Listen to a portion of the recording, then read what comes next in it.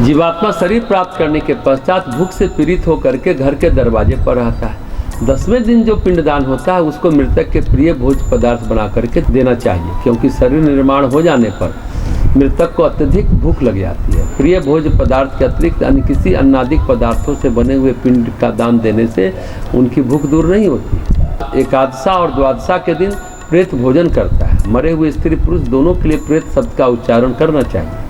उन दिनों दीप, अन्न, जल, वस्त्र जो कुछ भी दिया जाता है उसको प्रेत शब्द के द्वारा देना चाहिए, क्योंकि वह मृतक के लिए आनंददायक होता है। त्रयोदशा को पिंडज शरीर धारण करके भूख प्यास से पीड़ित वह प्रेत यमदूतों के द्वारा महापथ पर लाया जाता है। जो प्रेत पापी होते हैं उनका मार्ग शीत, ताप, शंकु के आकार का चुभने वाला, मांस खाने वाले जंतु तथा अग्नि से परिव्याप्त रहता है। जो सुकृति है उनका मार्ग सब प्रकार से सौम्य है, उनको उस मार्ग में कोई कष्ट नहीं होता है। 80 पत्रवन से व्याप्त उस मार्ग में इतने दुख है कि क्षुधा प्यास से पीड़ित उस प्रेत को नित्य यमदूत अत्यधिक संतरास देते हैं। प्रतिदिन वह प्रेत 247 योजन चलता है।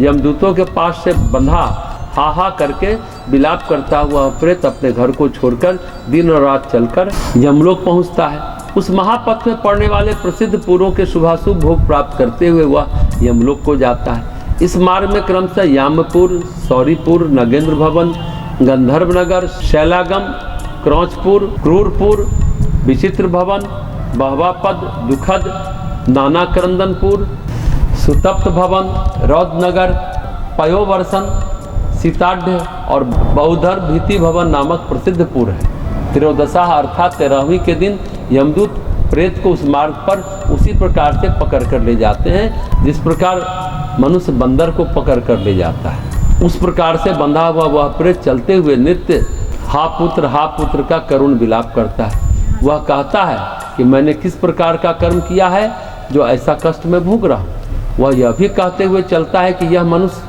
योनि कैसे प्राप्त होती है, मैंने इसको व्यर्थ में गवा दिया। प्राणी उस मनुष्य को बहुत बड़े पुण्य से प्राप्त करता है, उसको पाकर मैंने याचकों को स्वर्जित धन दान में नहीं दिया, आज वह भी पराधीन हो गया। ऐसा कहकर वह गदगद हो उठता है। जब यमदूत उसको अत्यधिक पीड़ा करते हैं तो वह बार बार अपने पूर्व शरीर जन्म कर्मों का स्मरण करता हुआ इस प्रकार कहता है, सुख दुख का दाता कोई दूसरा नहीं है। जो लोग सुख दुख का दाता दूसरे को समझते हैं वो कुबुद्धि ही है। जीवात्मा सदैव पहले किए गए कर्म का भोग करता है। हे देही, तुमने जो कुछ किया है उसमें निस्तार करो।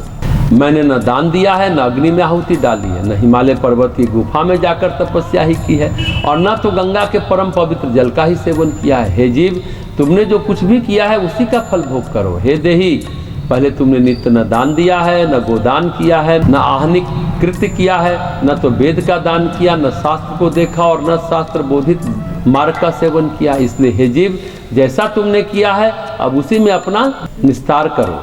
हे देही, तुमने जल रहित देश में मनुष्य और पशु पक्षियों के लिए जलाशय का निर्माण नहीं करवाया, न गायों की क्षुधा शांति के लिए गोचर भूमि ही छोड़ी है।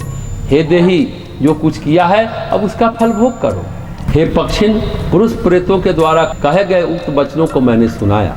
अब स्त्री का शरीर लेकर देही पूर्व किए हुए कर्मों के संबंध में जैसा कहता है उसे सावधान होकर सुनो। हे देहीन, मैंने पति के साथ रहकर उन्हें सुख नहीं दिया है, उसके मरने पर मैं उसके साथ चिता में भी नहीं प्रविष्ट हुई हूँ और न तो उनके मर जाने पर उस वैधव्य व्रत का ही पालन किया है। अतएव जो कुछ नहीं किया मैं उसका फल भोग रही हूँ। मैंने मासोपवास अथवा चांद्रायण व्रत के नियमों से इस शरीर का शोधन भी नहीं किया है। हे जीव, स्त्री का शरीर बहुत से दुखों का पात्र है। पहले किए गए बुरे कर्मों के अनुसार मैंने इसे प्राप्त किया और इसे भी व्यर्थ ही गवा दिया। विधिवत कर्मकांड करें, मृतक के लिए प्रायश्चित विधान, एकादशी का व्रत, भगवत गीता का पाठ सब करना चाहिए। जो नहीं कर पाए कम से कम उनको 11 एकादशी तो जरूर करना चाहिए या 31 एकादशी विधिवत करके भगवान विष्णु का पूजन करना चाहिए और उनका निरंतर तर्पण करना चाहिए। ऐसा करने से मृतक को सद्गति प्राप्त होती है।